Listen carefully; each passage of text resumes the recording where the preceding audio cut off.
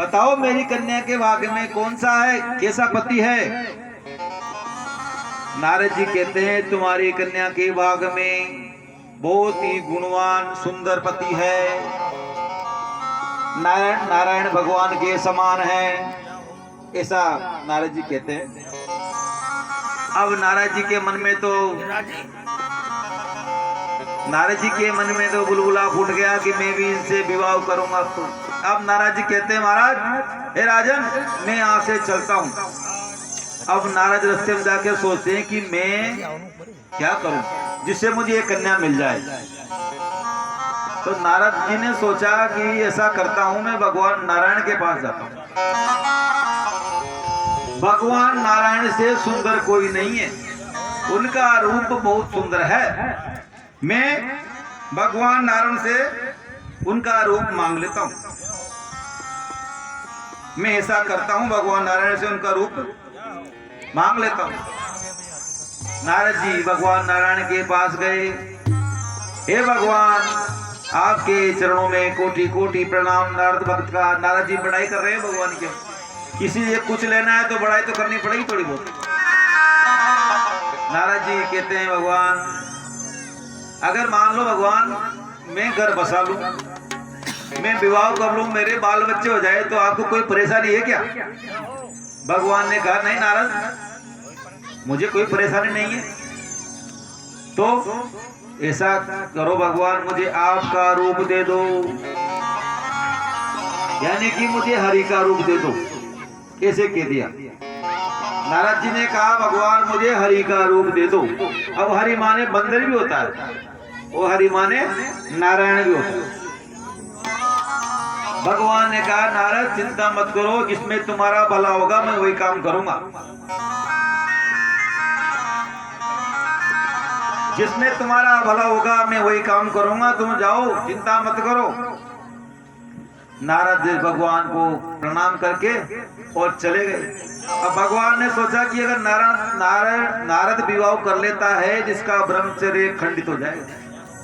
नारद तो हमेशा ब्रह्मचर्य, तो मैं ऐसा उपाय करता हूं कि नारद का ब्रह्मचर्य व्रत भी खंडित न हो और काम भी हो जाए।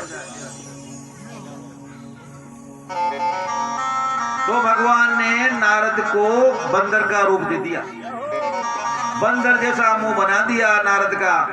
और वहां पर जहां स्वयंवर रचा था राजाशील दिने, सब राजा चले गए।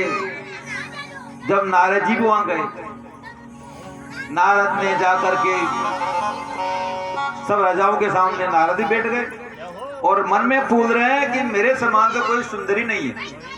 उनको पता नहीं कि मेरा मुख बंदर का, बस नारद जी पूछ रहे हैं वो मेरे समान तो कोई सुंदर नहीं है, ये कन्या मेरे सर पे ही मेरे ऊपर ही वरमाला डालेगी, ऐसा पूछ रहे हैं नारद। जब वो नंबर आया तो कन्या देखती देखती देखती सबको देखती देखती गई। तो नारद जैसे टाइट हो गए मेरे ऊपर डालेगी वरमाला। लेकिन उसी वक्त भगवान नारायण वहां पर आ गए अदृश्य रूप में और उसने भगवान नारायण को वरमाला डाल दी। बोलो नारायण भगवान की जय हो। अब भगवान नारायण तो अंतर्ध्यान हो गए, उसको ले गए, उनकी माया थी। अब नारद जी ने सोचा कि मेरे अंदर ऐसी क्या कमी है जो इस कन्या ने मेरे ऊपर वरमाला नहीं डाली। नारद जी ने जाकर के नदी में देखा तो उनका मुख बंदर का। अब तो उनको क्रोध आ गया। नारद जी घबरा गए, अरे ये विष्णु कपटी है, मैं इसको श्राप दूंगा, ये बहुत कपटी है, इसने मेरे साथ कपट किया है। तो नारद जी क्रोध में होकर के भगवान नारायण के पास जा रहे हैं तो भगवान मार्ग में मिल गए। मिलते ही नारद को क्रोध आ रहा, अरे विष्णु तुम बहुत कपटी हो, तुमने मेरे साथ कपट किया। अरे तुमने हमेशा सबके साथ कपट किया है, देवताओं को अमृत पिलाया और भगवान शिव को विष पिला दिया। जय हो। तुमने तो हमेशा कपट किया, तुमने मेरे साथ भी कपट किया है। अरे मैं तुम्हें श्राप देता हूँ, तुमने मेरा मुख बंदर का बनाया है और मुझे स्त्री के लिए तड़पाया है, इसलिए मैं तुम्हें श्राप देता हूँ। कि अगले अवतार में तुम स्त्री के लिए तड़पोगे और ये बंदर मुख वाले तुम्हारी सहायता करेंगे। अब ऐसे ही भगवान मुस्कुरा रहे हैं, वाह नारद धन्य है, नारद धन्य है। जब भगवान ने माया खींची, माया खींचते नारद को ज्ञान हो गया, हरे राम मैंने क्या कर दिया है, मैंने भगवान को श्राप दे दिया। तो नारद कहते हैं फिर मृषा हो मम श्राप कृपाला, मृषा हो मम श्राप कृपाला।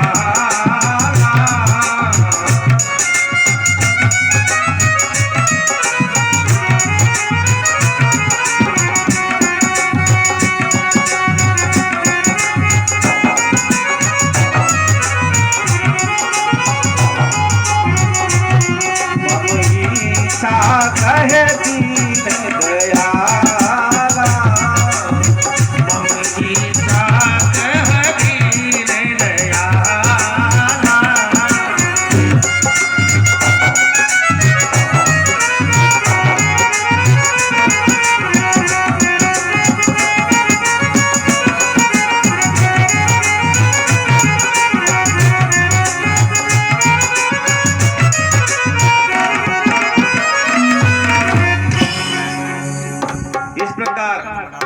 नारद जी कह रहे हैं, हे भगवान अब मैं क्या करूं, मेरा श्राप झूठा हो जाए।